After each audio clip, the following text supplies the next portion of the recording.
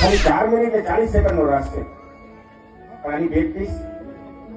500 વાર થઈ ગઈ છે. જે અમારો 50 સ્ક્વેર ફૂટ બાય 50 ફૂટનો આ ચણિયા ચોળીનો રાસ હતો, જે અમારી બાળાઓએ સતત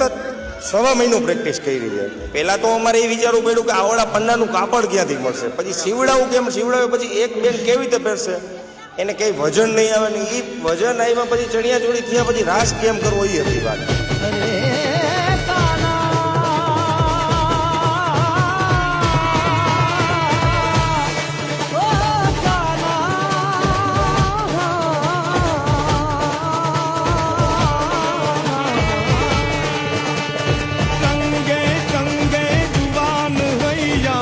रंग जमावे मन गमता,